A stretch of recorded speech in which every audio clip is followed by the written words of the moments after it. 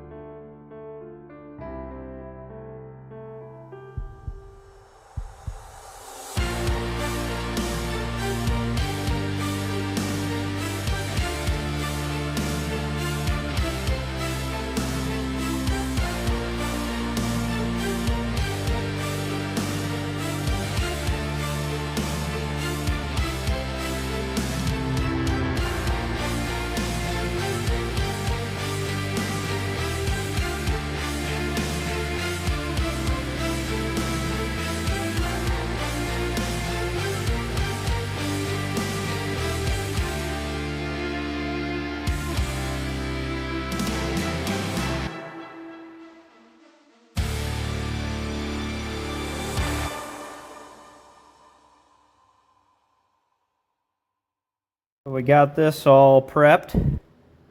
As you can see, I got what I'm gonna do next, I'm gonna throw some paint on the inside of the cab mount. Some primer, rust-proof primer, so that way it doesn't rot anymore. So I'm gonna prep that, but I gotta wait for it to dry to weld my pan in. So I'm gonna cut this in the meantime and then let that cure. So I just laid out what I cut into the pan, and then I'll marker it out and whatnot. And obviously that's got to go up a little bit to that top line, because I did like a top line zigzag deal to fill that hole for the clutch, because we're doing a different style clutch in this. We're going to do a hydraulic clutch, so we don't need the rod to go to the Z-bar on the frame, so that's going to get deleted. Other than that, we cut just inside of the perimeter of the pan. So we're going to just trim this, and then once it's all trimmed, ready to go, and that's dried, I will weld this in. I might sand this part of the frame and get that all prepped, because I can get in here easy now. So I might prep that, because that's got to get painted later anyway. So I did the front half, did the back half, did where I'm going to start working on stuff, but right through there hasn't been done yet. So we're going to do that.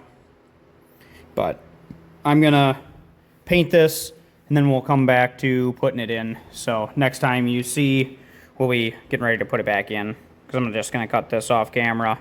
I mean, it's easy. I got to just mark it, cut along those lines, not hard. And then I got to wait for paint to dry. So that part's, I'm not going to film me waiting for paint to dry. So, yeah. So here we go. We're going to get right back into it. We're going to get this painted, and I will see you guys in a moment. And we are back. So we got the camera charged up. We got the holes all pre-drilled for spot weldiness. And we are ready to weld this thing in. So we got everything prepped and primered and whatnot. So I'm going to set you guys up on time lapse, and we're going to get this thing welded in.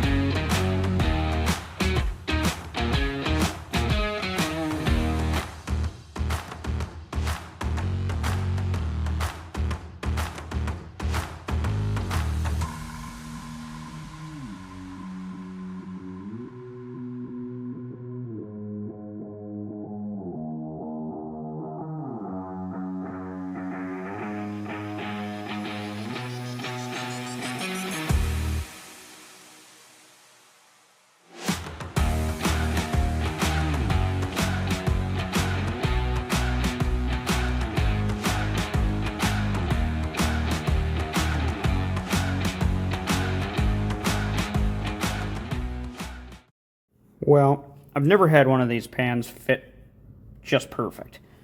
And I'm really struggling with the angles, because it wasn't bowed down enough. So I tried to bend it, and then it creased it all weird, and then it warped it, and then, yeah, I couldn't get it to touch the mount, because of the way it was sitting in here because it wasn't bent enough.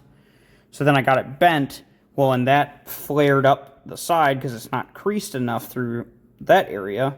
So then I had to cut that to relieve the pressure to get it to lay down, and then I'm going to have to filler. Yeah, I'm fighting this thing. Fighting it a lot. So that's where we're at right now. My camera equipment is not doing well on battery again. I need to get something else to do this, but I'm going to have to put a patch in right here. It's just too thin right in this little section. I've blown holes in it. So we're going to put a little patch there, a little square patch. Not a big deal. I got extra metal. But next time you see this, we're going to start on the other side. The rest of this is going to be very just tedious tack welding and trying to cut and slice to get this to lay in there correctly. It is being a pain. And I had a little oopsie over there with the grinder, and yeah, so she doesn't meet in that corner, and I'm a little disappointed about that, but I guess whatever, it is what it is. And the rest of it all is looking fairly decent, besides obviously where it's rotted. I gotta patch that, and it doesn't fit quite right. But yeah, so that's where we're at right now. Next time we are back, we're going to be working on that side. Hopefully I'll have this side kind of finished up a little bit more, and the cussing will be done. But thanks for watching. We are going to continue this over there on this video. So we got this side floor pan cut out. I just did it off camera because it's the same as what I did last time. I primered everything, and now we're gonna get it welded back in. Got my pan cut to size right there. So we're gonna get to welding and get this thing in. Let's do it.